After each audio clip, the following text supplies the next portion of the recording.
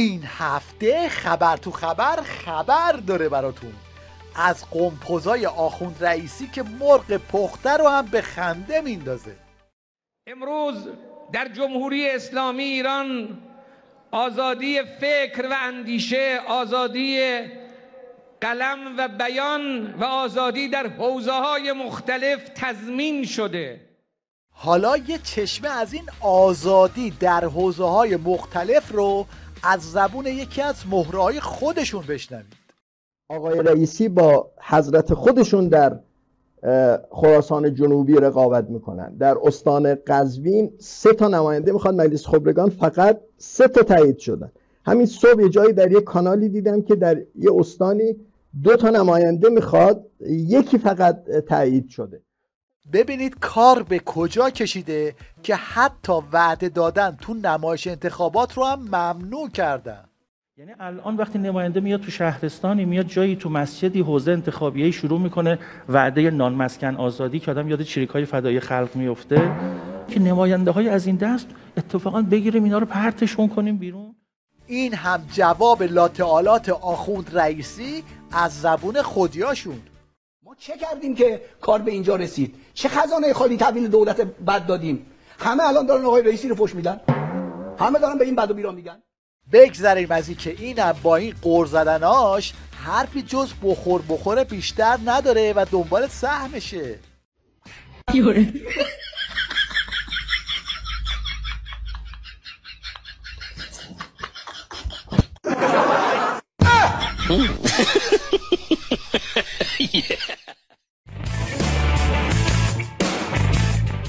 این همه دارن تبلیغ نمایش انتخابات میکنن، اما ته خط میان توی تیویریش و چنین اعترافاتی میکنن.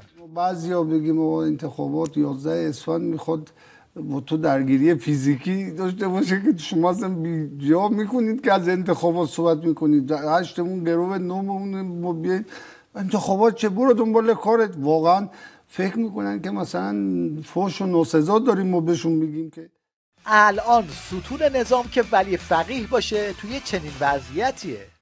دوستان عزیز، من توی ماندم که این ستون کار شده و داره این فرچم میره زیرش.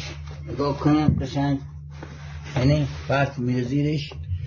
بعد شما بگین کاربرد این ستون چیه؟ بله، قطار ولایت بعد جوری قراضه شده و ترمز دستیش داره کشیده میشه. گفتم ما همه سوار یه قطاریم، هیچگاه وسط بیابان ترمز دستی قطار رو نمیکشیم. اگه قطار وسط بیابان ایستاد هممون از گرسنگی تلف میشیم، هممون از گرما و سرما تلف میشیم. بذار قطار بره. ترمز دستی قطار انقلاب رو به خاطر نقد نمیکشیم. تیویریش اومد برنامه بذاره تا برای نمایش انتخابات بازارگرمی کنه که نتیجهش این شد. خیر، رای دادن خیلی مهمه و خیلی حق مقدسی محسوب میشه، ولی شرایط طور نیستش که ما بخوایم به شخصی رای بدیم. شرایط حالا چطوره؟ بنابر دلایلی که در ادامه گفتگو شرایط چطوره بگو. یه سری بچه‌ها منتظر نشین، وقت زود تمام بشه، حرفا رو بزنید.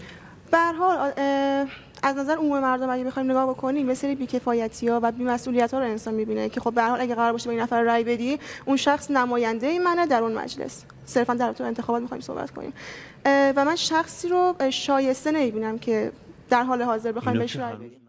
تا اینجای کار منقل انتخابات سر عظما یه چنین بلایی آورده.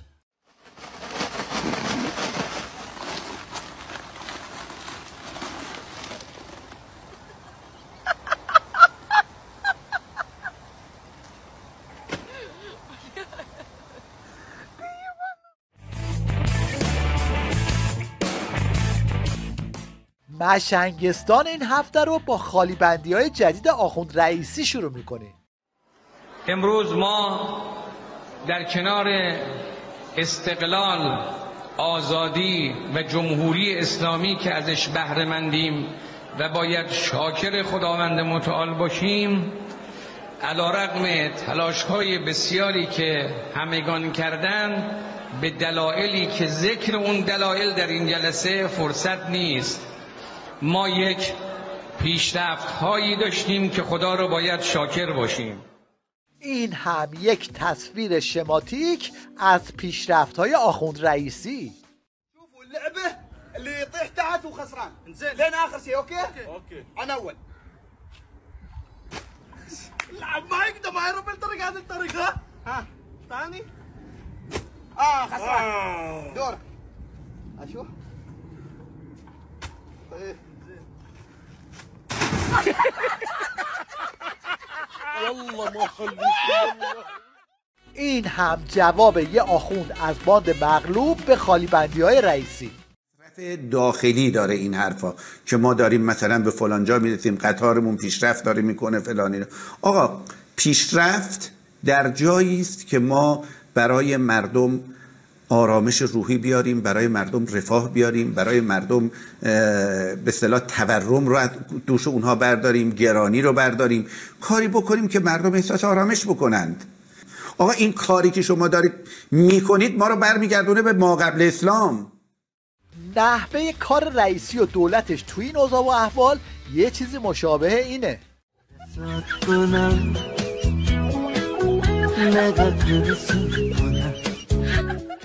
این دلقک پابگور خمینی هم اومد خوشمزگی کنه، اینطوری به عثمان نون قرض داد.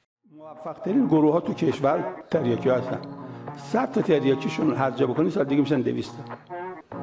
ولی 100 تا نمازخون هرجا باشن سال دیگه 310 تا نمیشه. چرا ما تریاکی ها موفقن؟ اونا تبلیغ چهره به چهره بکنن، تن به تن. حوصله‌شون نمیرسه، باید بحثا کوتاه باشه. به قول تریاکی ها میگن کم و تیز چسبون. این شما و این هم تصویر دیده نشده ای از بیت عظما در حال جهاد تبیین.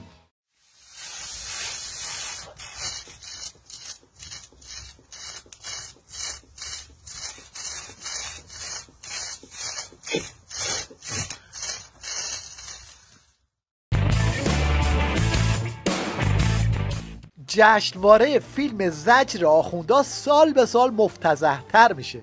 ببینید یکی از شرکت کننده ها چی میگه. فیلمایی که انتخاب کردی رو چه مبناییه؟ اینا خوباش بوده، بقیه‌اش چیه؟ فیلم جنگی من دیدم عین تلتئاتر میمونه. نه حالا یه عده خیلی خوشبینن و میگن که فضا عالی، جشنواره عالی، تولیدات. من میگم نه، فیلم های ما به شدت ضعیفن و اینکه ما بیایم یه جشنواره بسازیم اسمش رو بذاریم جشنواره جنگ، یه مشت فیلم جنگی ببریم اونجا، خودمونم دست بزنیم. من یه سوال دارم، کی از سوریه بلند شده اومده تو ایران فیلم ساخته در مورد انقلاب ما؟ که ما بلند میشیم بودجه‌مون رو میبریم سوریه، فیلم میسازیم در مورد سوریه. خب باشه. اینجا هم خبرنگار آوردن که کنفرانس مطبوعاتی بذارن، اما مجری کنفرانس خودش سانسور چیه؟ سوال شما چی بوده؟ خانم خاتونی عزیز، من حالا چون عزیزم من که به شما یه اجازه میدم صحبت کنید، قرار نیست تا تشکیل بدی که من تصمیمم اینه که این سوال با این ادبیات رو نخونم. وقتی کسی غیر از من اینجا نشست رو اجرا کرد، دوستاش اینو میخونه. این ادبیاتی نیست که توی این نشست مطرح بشه. خانم خاتونی عزیز خواهش میکنم، اینجا جلسه پرسجو نقد نوشتی، تهش سوال مطرح کردی. شما وظیفه دخالت تو کار من ندید. فیلمشون که این بشه، تکلیف تئاترهای خیابونیشون هم روشنه.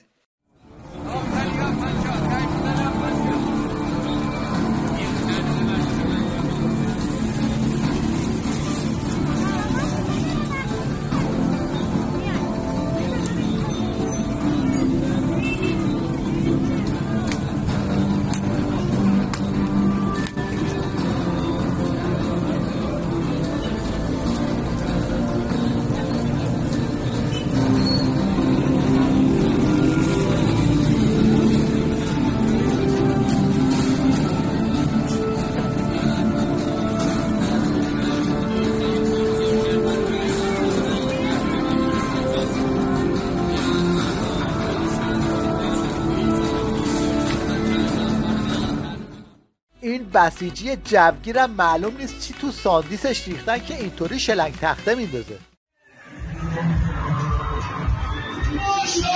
خاک مستطاله، خاک بهلاتی، خاک ایران، این شما